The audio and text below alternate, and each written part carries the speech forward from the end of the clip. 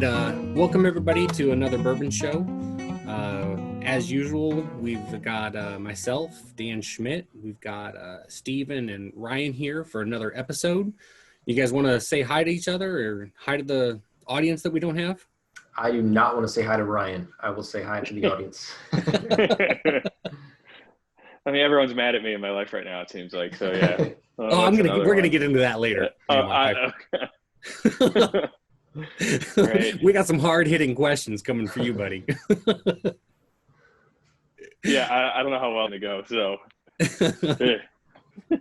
All right, well, again, welcome back if this is, or welcome for the first time if this is your first episode joining us. This is another bourbon show. We're three dudes, three good friends. We've been friends for about a third of Steven's life and a third of Namoff's life and about a quarter of my life because I'm old.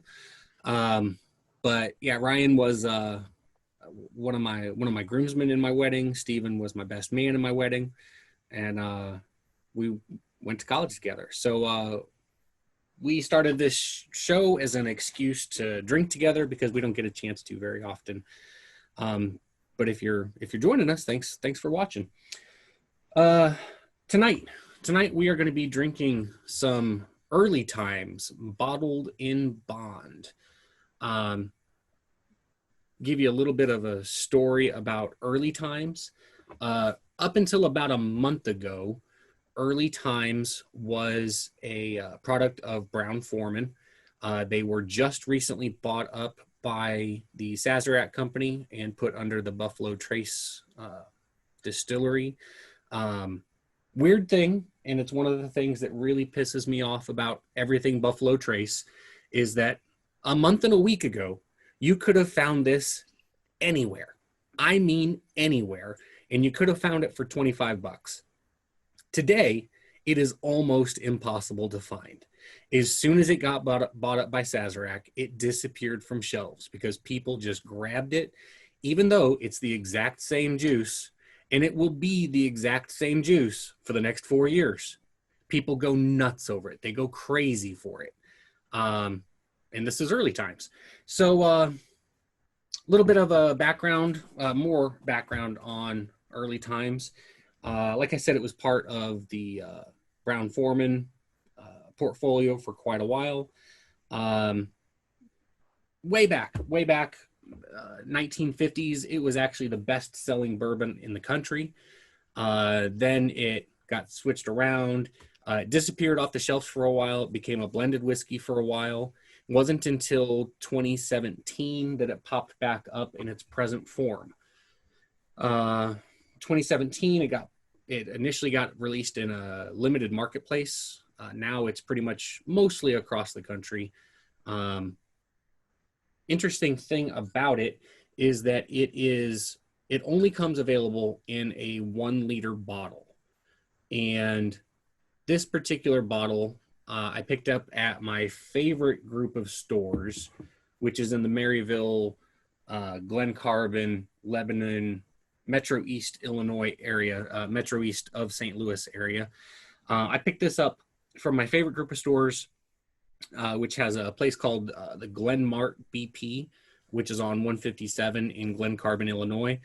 You can also pick it up at the Maryville, Illinois Phillips 66 station, which if you stop in there, don't be turned away and turned off by the exterior of the building. Just trust me, when you walk inside, they've got solid bottles, or they've got a location over in Lebanon, Illinois.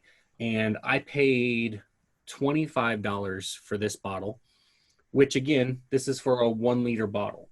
So if instead it was the standard 750 milliliter bottle, that would break down to about $18.75, give or take. Steven, you acquired your juice from me, your drink for tonight from me. I'm mooching. What's that? I'm mooching. You are mooching. That is okay. That is okay. Bourbon is best shared amongst friends, so that is the right way to do things. And I actually handed off Namoff his bottle as well, but I picked that one up for about $30 from a store in Effingham, Illinois, which is a phenomenal store. Even though it was $5 more for the early times, if you're in Effingham, you've got to stop by this liquor store. It's called A1 Liquors.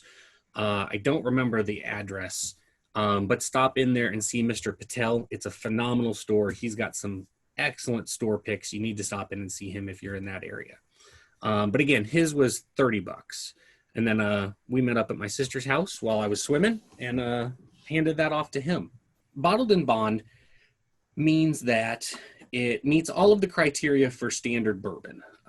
But whenever it gets put into a barrel, it gets barreled, it goes into a warehouse that is bonded with the U.S. government. The U.S. government oversees the storing of the bourbon in the warehouse, and very, very few people from the distillery themselves even have access to go into that bonded warehouse.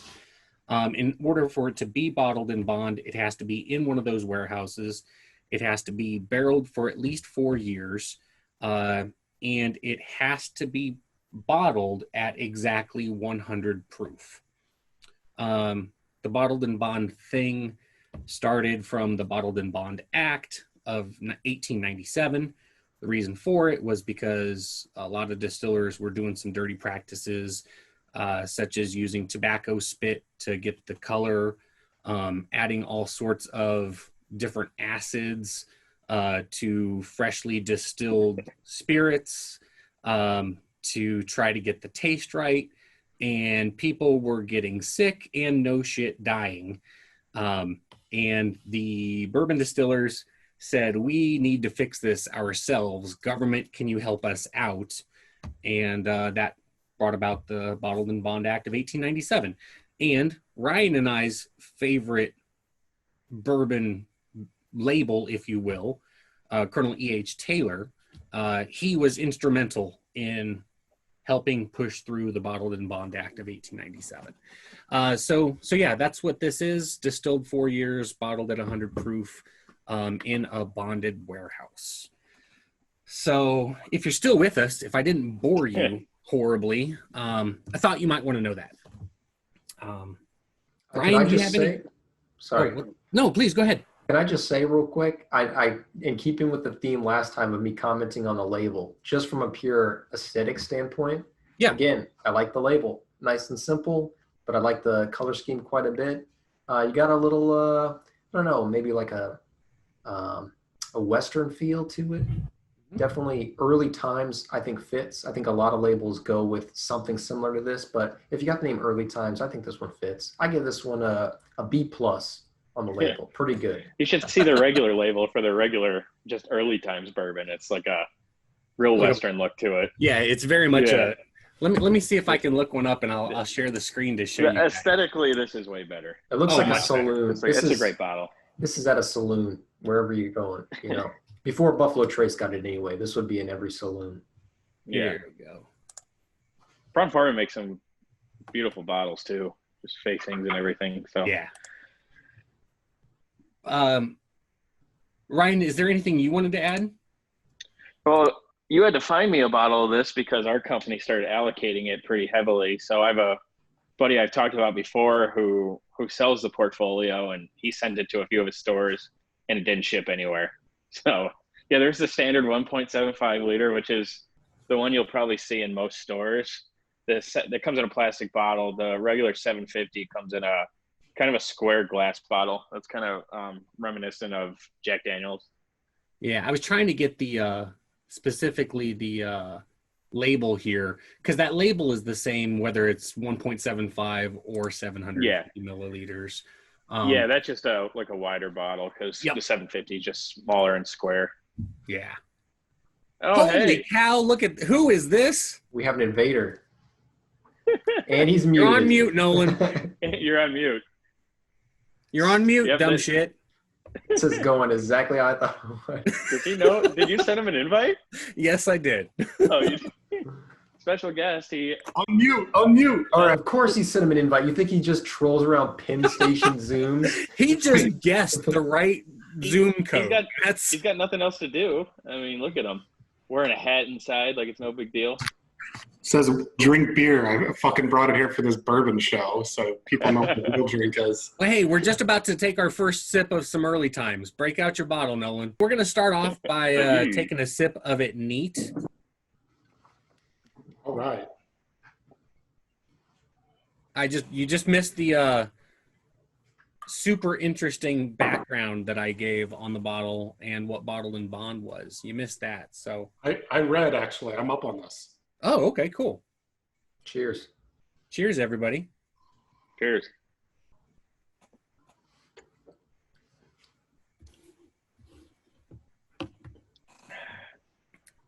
That's smooth. Oh, I love this stuff.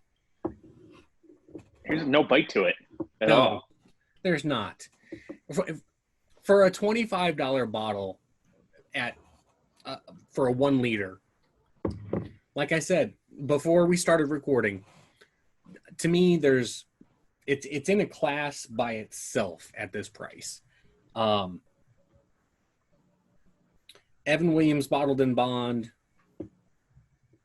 Man, right now after taking that sip, I don't know. This might beat Evan Williams Bottled and Bond. But yeah, this is really good. And now you see, like, okay, so with Buffalo Trace having bought early times, I can't imagine that they would possibly change the mash bill. I just can't imagine that because it's already just so dang good. Yeah. But I want to know what Buffalo Trace has in mind, what else they're going to do with the early times label, right? Like, are they going to start another legacy series where they've got the regular early times, the bottled early times, Bottled and Bond, and then a 10-year version, a 12-year version, so on and so forth? I'm sure they will. Oh, they're going to make, they're going to make cash off it. A ton. Yeah. Is that like a potential issue that like bourbon buyers look out for? Is like whenever there's a sale like this, is there any worry that they're going to change something? And this was your last chance to get this, particular mash bill or something? No, so the reason why there was such a run on this, in my opinion, it's practically like like oil speculators. People buy it and literally just keep cases of it to the side with the thought that 2 years from now it's going to be so hard to come by that you can sell it on the secondary market and just make a buttload of profit. I think that's probably where the run on it came from. Sazerac's known for acquiring brands across the board.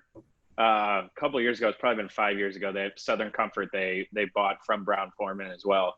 Mm-hmm. And Southern Comfort's been owned by like every other company in the world, and it's always been the same.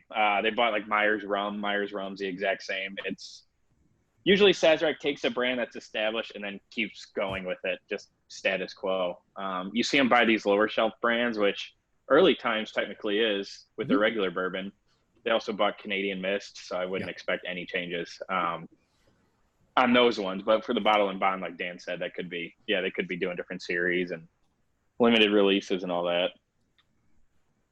So I want to hear from Nolan and Steven. What's you guys' impression of this? Okay, so listeners, if this is your first time listening, since this is only the third recording we've ever done, Steven is very new to bourbon, if you will. Like he's drank it often, but he's not like I don't know. How would you phrase that, Steven? I'm still learning a lot about bourbon. I mean, I casually drink it. It's my favorite like alcohol. I would phrase it that way.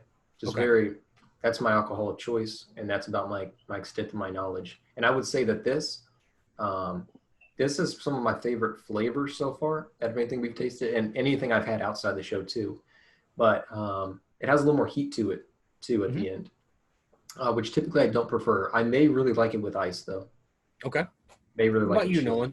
Nolan, and for the listeners, Nolan is joining. He's a special guest for the night. Nolan, you have said in the past that you don't even like bourbon. You like whiskey. And for some reason you like Lafroig, which is like pond water. But you don't specifically like bourbon. What do you think of this one?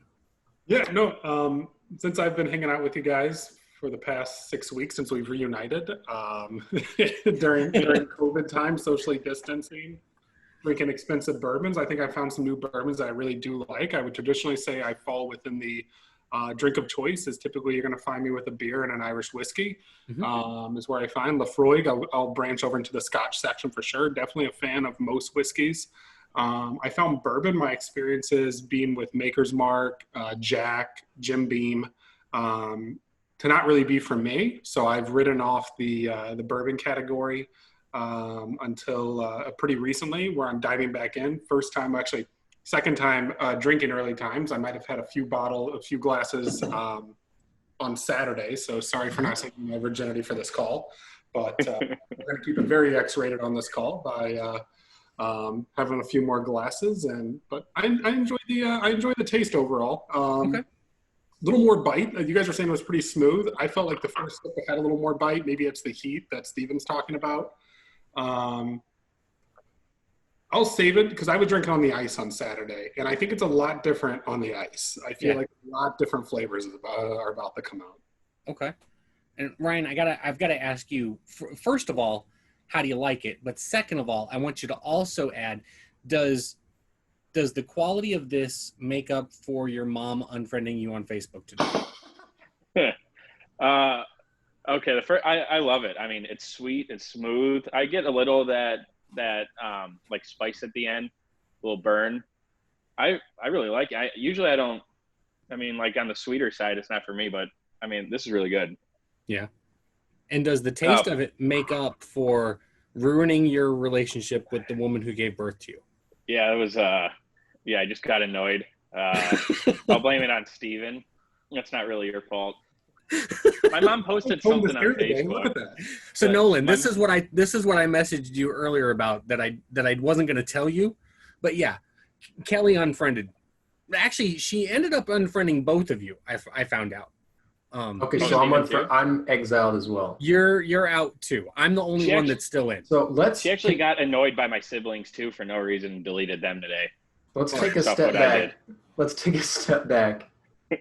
Before we get to all that, Ryan's mom,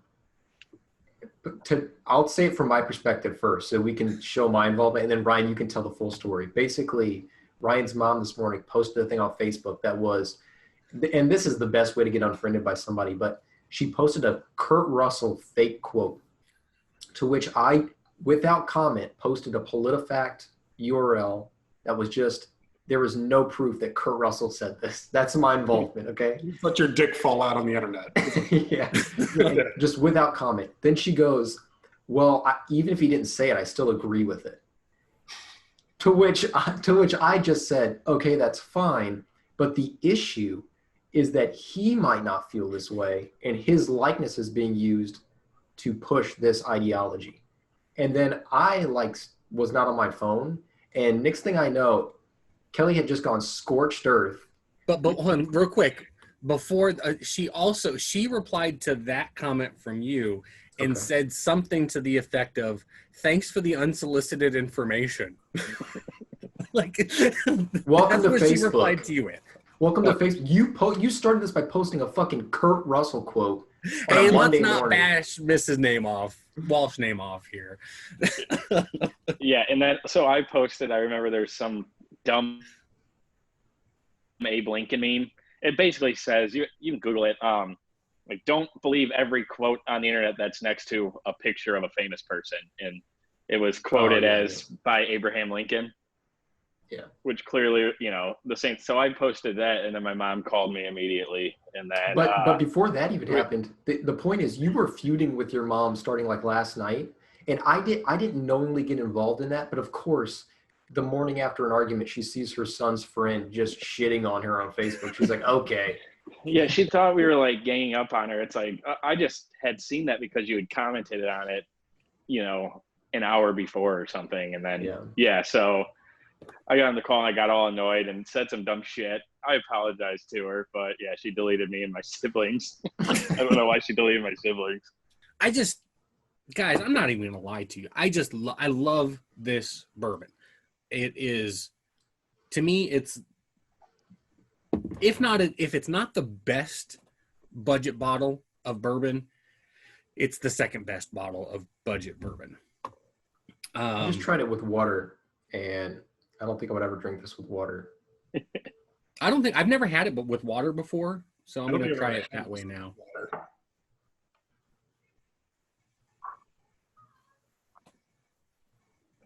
It's not for me.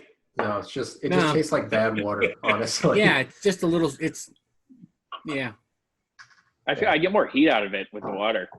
Really, I get absolutely nothing except for it just seems like there's a problem with my pipes. Maybe I have something wrong with the water down here. Yeah, I'm not a fan of it with water. I'm not even gonna finish that glass, I don't think. But I'm gonna try with this one. That's for sure. I'm gonna try with some ice now. So while we're I'll do the ice. I got a story for you guys though about my first time going and drinking with my grandmother. Staunch bourbon drinker. Okay. But yeah, so before I get going on that with the how's your grandma? Oh boy, why are you putting me on the spot like that? No. I mean, just approximate, like not 87, I think, like mid 80s, mid to does she still drink bourbon? Yes, she actually. That is so cool. I keep a special. She prefers Jack. That's what she says. She gets no hangover off of. So good plug for Jack, I guess. She said she's tried plenty of bourbons and woken up hungover before. Jack can't get hungover off it. She says so. To each their own. Jack's sponsorship is looking great after this episode. It is. I mean, we've had 3 episodes. All 3 episodes we've mentioned Jack Daniels. Well, I also shat on him earlier, so kind of making thanks for turning me off the bourbon. That's okay. But, yeah, so that's her drink of choice. So we go out actually to the Funny Bone, was it called, out in Fairview Heights, RIP? Depends when. At one point it was a Funny Bone. Well, it started off as Comedy Etc., and then it was Funny Bone, and then it was Comedy Etc. 2, and then the building got torn down, and there was a comedy club down the road that was called Hey Guys, and then that closed up, and now there's no comedy club in Fairview. So my grandma takes me there. She goes, hey, I want to take you out for your 21st. Go get a drink with you. She's never had a drink with me before. So I was like, all right, yeah, sounds good. So we go out to this comedy club. Waitresses come around before the show and goes to my grandma first, logically, and goes, what are you having? She goes, well, I'll take Jack Neat. My grandma's, I don't know, 83 at this time, so she's still in her 80s. Ordering Jack Neat, pretty impressive. Turns to me and I go, I'll take Jack on the rocks. My grandma turns to me and she goes, you're not a pussy, get it neat. So I've tried ever since then, but still I prefer at least a little ice usually in my whiskey, which brings me actually to, I think it was a good transition here. Well, honestly, not a fan. I'm a fan of, I like it. Yeah. Don't get me wrong. I think it's good on ice, but I feel it is much, much better. It almost has a Sazerac taste to it. Neat. So add a little ice to it. I feel like there's some weird aftertaste to it. I'm a rocks guy, but I think, in my opinion here, early times, definitely a little better neat. I agree with that too. Yep, neat's the way to drink it. But Nolan, you did say something that definitely told me we might have invited the wrong Sharkey to this episode. What is your grandma's? Can I text her to have her join our next episode? I mean, want someone hammered by 8 o'clock? Yeah. We do want that, actually. It's like you've never met us before. I insult you guys. She's going to come in and be like, Ryan, why are you still in your mother's basement? Aren't you in your 30s? I'll be 29 next week. Aren't you getting married next week? I still got another year. And you're still in your mom's basement? I'm saving for a house. Come on. Everyone Dan's age just ruined the economy. Oh, yeah. Absolutely 50s. We did. My 401k is looking great. Fuck you. And over there wearing the Penn State shirt. They ruined a lot of things for younger kids. That's true. That's actually a fair point. I don't know the story. What is it? It's hearsay. Don't worry about it. Dark jokes. Sorry, dark jokes. So what flavors are you guys picking up? anything really jumping out of the glass at you?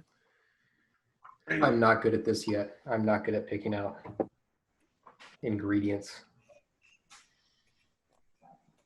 I think that sweet caramel type tone. Caramel. Oh, yeah. Yeah, That's what I get the most. I almost get like a candy corn, like along with the caramel. Have you watched any other bourbon shows? Have I? Either one of you? Any three of you? No, I got better stuff to do. No offense to our audience. No, that's okay. They take. Whenever we started this, I told you guys one thing I don't want to do is take ourselves too seriously. Dude, you've got to check one out sometime. Like it's pretty much all like. Well, I've checked out I've read like the whiskey subreddits and stuff like that, and the subreddit for any hobby will just ruin that hobby for you immediately, you know? Oh yeah. And so it's kind of like that. It's just people. I imagine the podcasts are similar, but it's just people saying like what they enjoy, and then a bunch of people telling them why they should not enjoy that. Yeah. Thing, oh yeah. You know. Oh. But that's the internet in a nutshell, I guess. So not our next recording, but our recording after that, dude, we are going to get so much hate for that one. I don't tell people what it is yet. But you remember the order we're going? Yeah. Yeah. The one not next one, but the one after that, dude, I might get death threats. Happy Van Winkle is overpriced and rated. So for my show and tell here today, as you guys know, I'm bringing in here a little bit. Took a little road trip out to Nashville, Illinois. Picked up a little bottle here from Shoemaker Distillery. Literally, it's just in a backyard farm. They cut the corn. They use the corn from their backyard to make some bourbon. Legal since 2018. I did not ask how long they operated illegal. That's their own business. But decent bottle. Very, very good for small batch. This is only their 8th barrel since 18 that they've done. So if you guys have the opportunity, you're on in Nashville, give them a Google. There's supposed to be some sort of a pizza place, I thought, in Nashville, Illinois. You are not thinking of Centralia, just to clear that up. No. There's a lot of pizza places like down in Carbondale, DeCoin area, which is possible, but I'm not sure if that's what you're thinking. Oh, I'm talking about Oakville. Sorry. Oh, yeah, no. I think Oakville's got a pizza place. I'll find it because our listeners want to know. And you know what's probably a few of them crazy? there. You know what's crazy is I'm not even going to edit this. This is good. staying in. We're going to, at length, we're going to talk about this fucking pizza place in Oakville. What's the name of it? I'll know it as soon as I see it. Since we're plugging rural Missouri, or rural Illinois, excuse me, I'll get to rural Missouri in a second. I got another bottle over here, but while we're plugging rural Illinois, I mean, I've seen a lot of hate lately on Casey's Pizza. A lot of people who are closed-minded and unwilling to try it out. And I think they're the 6th biggest pizza chain in the country or something. Excellent. Like, you're not going to get better food except maybe a taquito at QT or something like that. Yeah. Like, are people serious? They don't like They refuse to try it. It's just the mentality of eating from a gas station. And I'm like, oh, man, if you go to Casey's and you get a taco pizza and you don't like it, there's something wrong with you. Yeah. Casey's taco pizza or their breakfast pizza is I forgot about that. excellent. Yeah, Kurt Russell loves this stuff. He's been on record. Yeah. While Daniel is over there. Here's my Casey's ad read. Go fuck yourself, Quick Trip. Hey, I did have a question here about I'm bringing this bottle. It's from Herman, Missouri, so wine country, but they do have a little dispensary, but they call it bourbon. Mm-hmm. My understanding is that You're wrong. you have bourbon. You're wrong. No? Yeah, I know what you're going to say. You're going to say bourbon's got to come from Kentucky. Or Tennessee, I've heard. Kentucky or Tennessee. No, it's got to come from the United States. Has to be the U.S. Interesting. Anywhere in the U.S. I'll give this Nashville bottle. I mean, you're basically almost a Tennessee, Kentucky, whatever. Like, I mean, they still fuck their sisters, so it may as well be the same. But no, bourbon just has to be from the United States. Has to be completely made in the United States. Look at now. If I'm not 100% on this, I'm pretty confident on this. But Caribou Crossing is, if memory serves, distilled in Frankfort, Kentucky at the Buffalo Trace Distillery, then shipped to Canada and barreled and stored in Canada. It is Canadian whiskey. It is not bourbon. Excellent. Thank you for that information. Hey, I'm here for you. Very, very nice. They can make it in Green Bay too. Hey, Green Bay is a great city. Listen here, you redneck. Not going to tolerate that. All right. I know you're married to your sister who's in the next room, but this is a good podcast. Now I see why your mom unfriended you, dude. Yeah, just kidding, Andrea. Go Bears. Oh. So are we going to give this thing a rating? Yeah, I think we need to.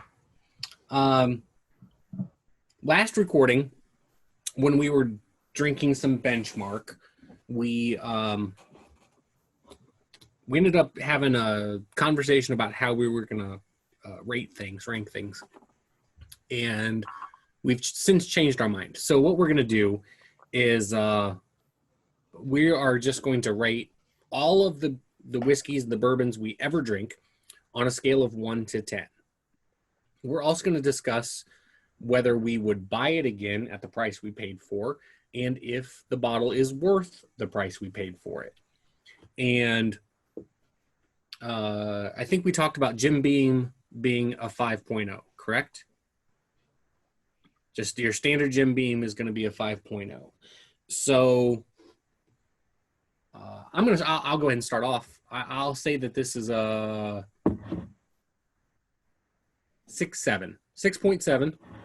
I think that it is well worth the $25 that I paid for a 1 liter bottle, and I will absolutely purchase it again. I would give it a 6.5. I give it a 1.5 above like a Jim Beam or something like that, but I wouldn't go too much higher. I think I honestly do like some of the other whiskeys that we've tried up to this point a little better, because I think they're a little more versatile. You like the Fighting Cock better? Yeah, and I think I would use it in more things as well. I think I would have more application, and so I think if I just saw the two on a shelf, I would think of all the ways I would enjoy drinking Fighting Cock as opposed to Early Times, which I would basically only drink neat. Same with Benchmark, I think, overall. Okay. I'd go 7.1. I love it. Wow. For the price. For the price, the smooth. I love the sweetness to it, the caramel. I love it. I mean, it's a 1 liter for under $30. So bang for your buck there, and I don't think there's a ton of whiskeys better than it. Just in that price range, or even within like $10 more. Yeah. Well, So, take price out of it. we'll price out of it. I mean, I'd still give it a 7.1. I loved it. Cool. It's my favorite so far. Yeah. I would have said on Saturday when I tried it that I would have probably given it a 6.0 on the scale. I liked it, but wasn't overall impressed with it. On the rocks, neat. Definitely think it jumps it up to a 7. For the price of the bottle, I think I paid $22, $23 for this bottle. It's got a cool story behind it. It's 100 proof. Conversation starter if you have friends over, and for the price, I mean, I might even give it a 7.2. That's my official 7.2. 7.2. Wow. Early Times, knocking it out of the park. Which again, it does not surprise me.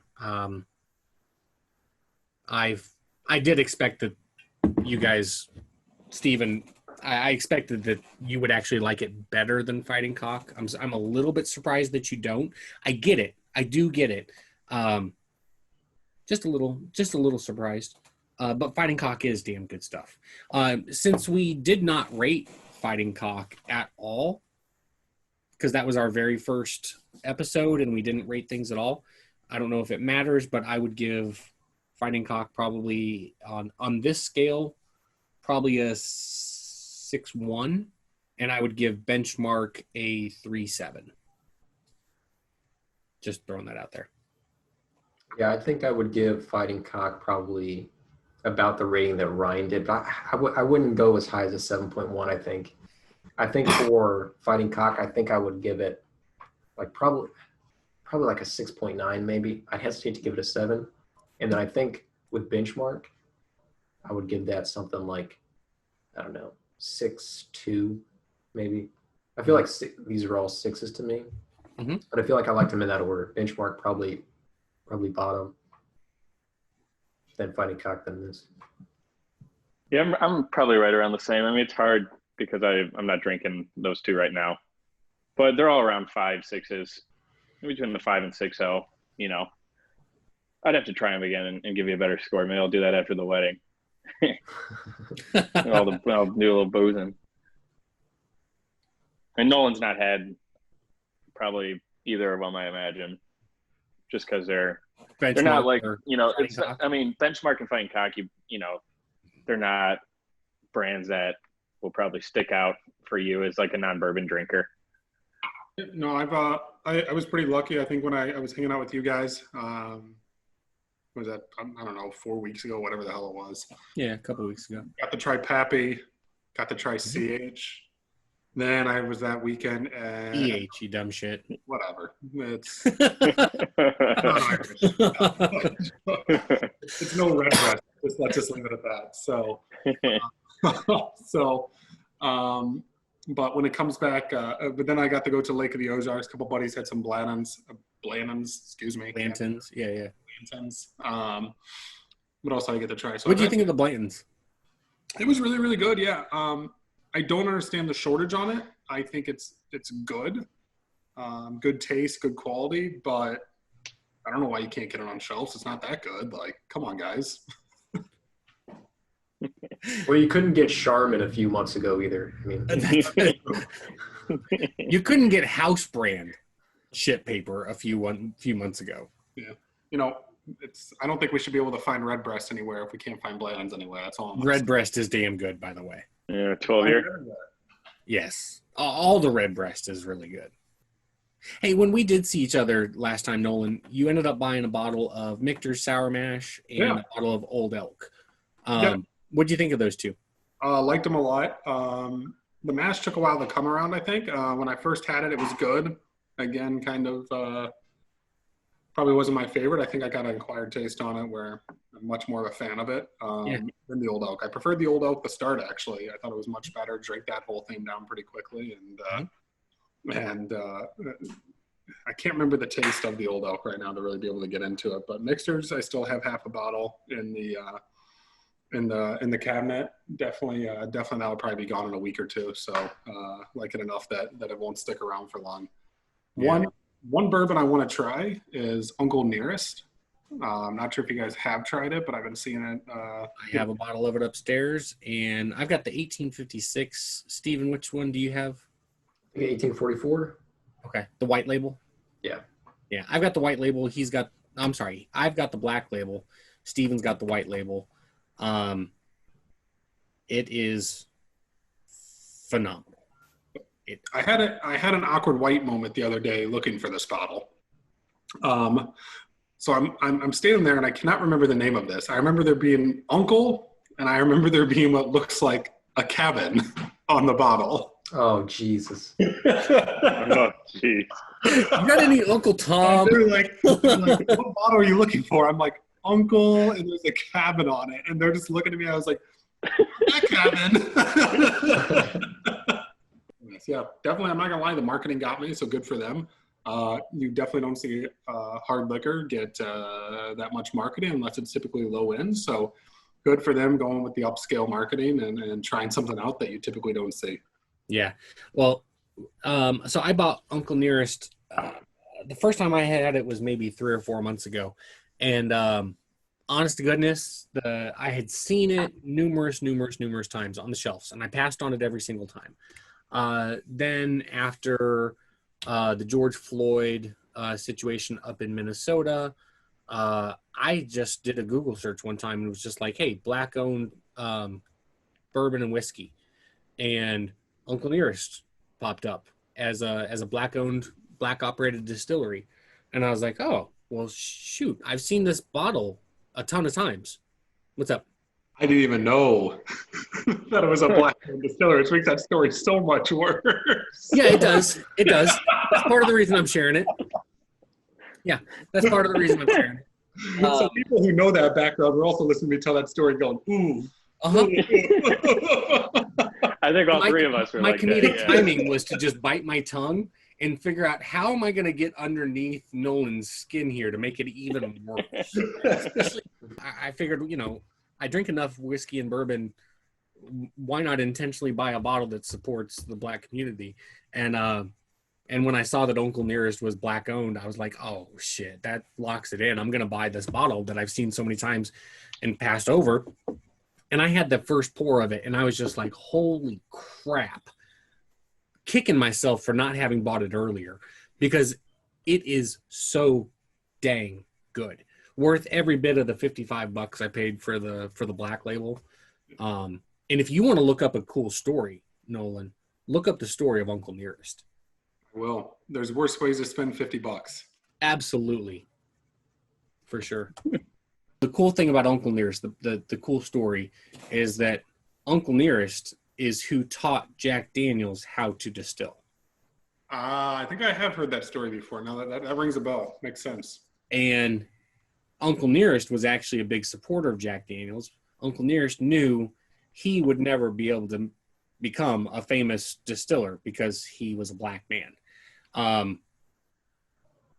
So, yeah, the company was started by an investor. Her name is Fawn Weaver, she's a black female, which is even better. But she gave part ownership my understanding is that she gave part ownership to the family of Uncle Nearest, like his descendants.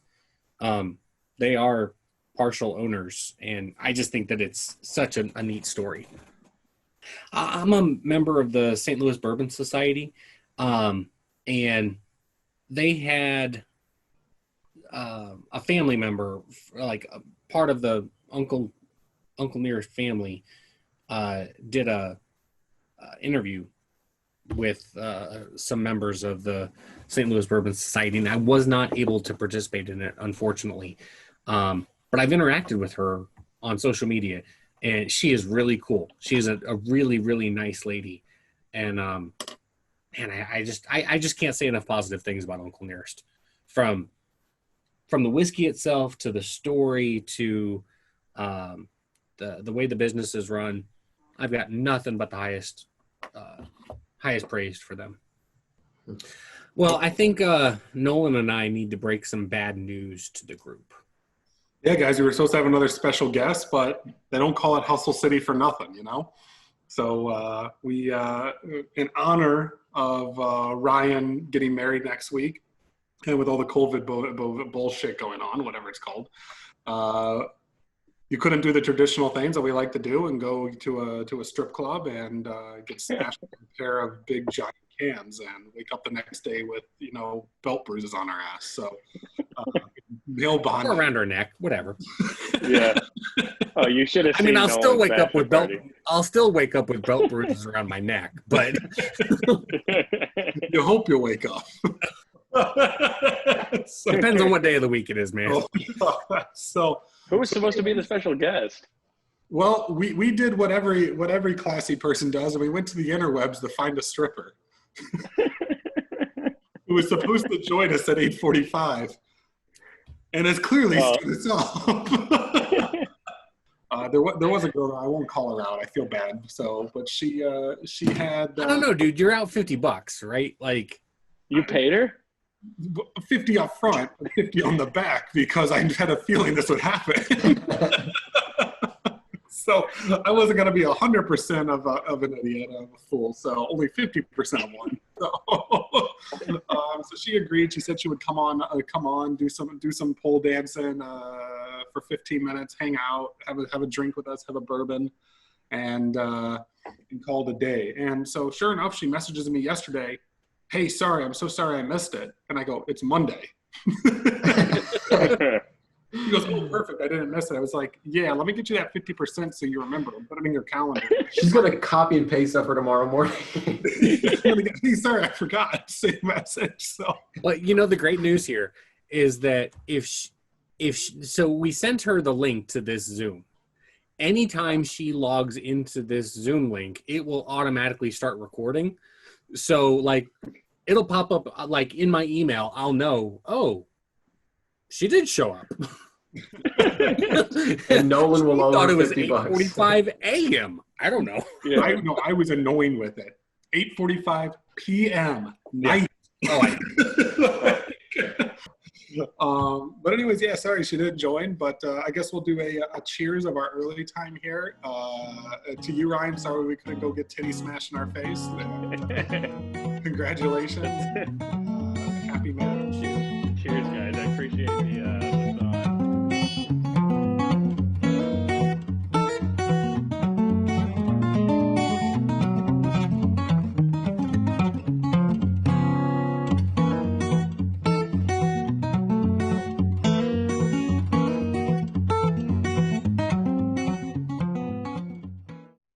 Dan's past podcast, we made sure to, he was the captain there. We made sure to uplift the dancing and sage ballet realm and make sure that people saw a positive light and stripping and that culture. Well, Absolutely. you fucked up that reputation of this podcast. We'll leave it at that.